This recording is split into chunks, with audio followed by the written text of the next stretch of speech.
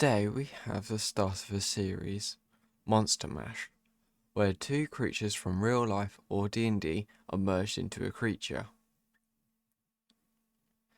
Angler Mimic. This creature takes your favourite dungeon monster, the Mimic, to the next level by combining it with an anglerfish, using itself to lure prey in. This is a more powerful and intelligent Mimic, allowing it to make itself look like a unique humanoid or larger object. Lore. The Angler Mimic species was originally made by a wizard, with the sole purpose of aiding their fellow mimics in guarding the loot from a group of invaders, by charming them into getting closer to the mimics so they can feast. However, some escaped and used their abilities to pose as carriages and wanderers, to feast on any nearby travellers. Some bandits try to use this to their advantage by locating one and waiting for it to attack, giving them the opportunity to sneak in and steal the adventurer's gear.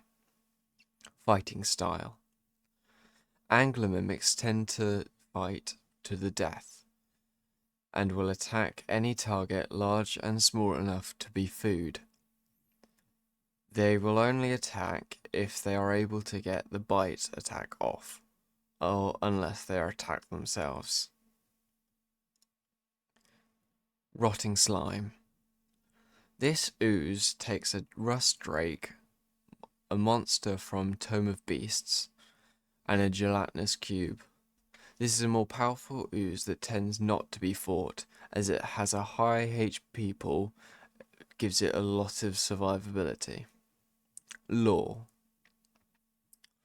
A rotting slime is a man-made ooze, used to keep sewers clean and functional.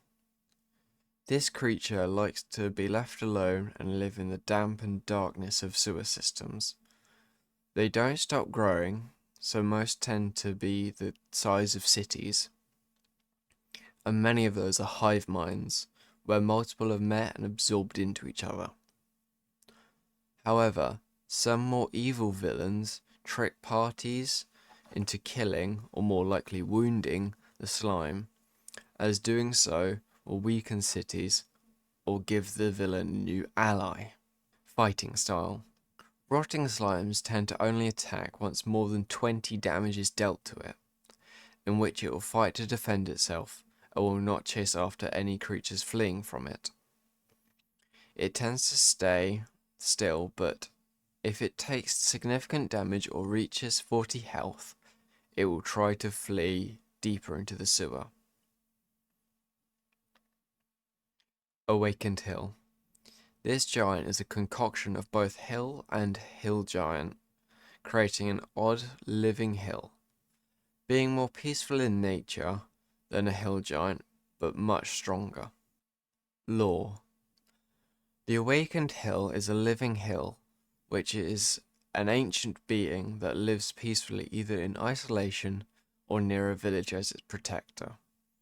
There are myths that say there are predecessors of the hill giant. Others say they were created by the gods as guardians of villages and farms. Their true origin remains a mystery to many, but ancient textbooks locked away in the deepest vaults reveal the truth. Fighting style. Awakened Hills never instigate a fight, they only ever react, but attacking them or something they are meant to protect. They will use their size to their advantage by blocking attackers from the thing they're defending. However, if they're not protecting something, they are a lot more reckless with their attacks, dealing more damage even at its own risk. Animated Cloak.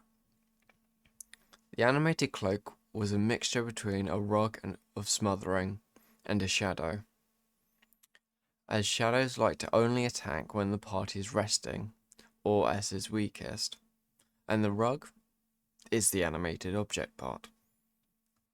Lore. This is a construct made to assassinate singular targets during either their sleep or when they're alone, but they show that they're animated to the target in an effort to be warned, at which then they can attack. These are commonly made by rival wizards and sorcerers, as they are cheap and effective for taking out spellcasters, as well as being able to be changed to the creator's wishes.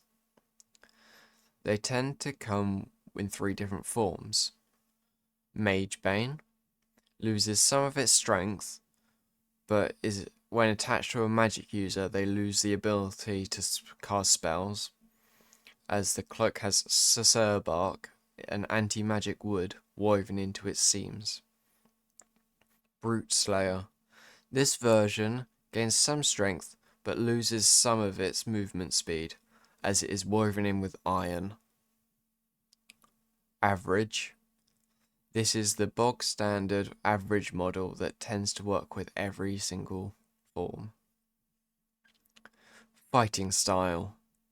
Animated cloaks tend to only attack once it has latched onto its designated target, unless it is in danger, at which it will try to be worn before engaging. But if the party starts the fight, even before it latches on, it will try and grapple onto a target, preferring to go after a target that it was made to kill, e.g. a Mage Bane would go for a mage first. Stone Dragon. This dragon was made by mixing a gargoyle with a wyrmling. This gives a bit of variety and a possible challenge than normal gargoyles, as they are able to deal more of a punch. Lore. This elemental, summoned from the elemental plane of Earth, this creature is often summoned by wizards in defensive towers, castles, and other fortifications. Most tend to be under the control of the summoner. However, if freed, they will seek to start a hoard of gems and stones in shallow caves. In the case of being freed during a battle, they will attack anything with shiny gems or anything stone. This dragon has the instincts like any other dragon to start a hoard and protect it. However, it does not have the intelligence to work out anything else on its own. In a cave, it tends to burrow and search for gems. This has put itself into a situation where some brave enough miners try and capture it in an attempt to find wealth. Fighting style. Stone dragons tend to only fight if summoned, at which point they will not care for the damage dealt for them just attack.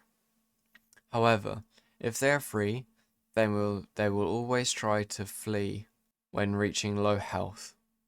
But if there's gems or stone that it is defending or trying to take for its own, it will then attack, as its only goal is to defend that hoard. Thank you for watching. The monster's stat block will be in the description below.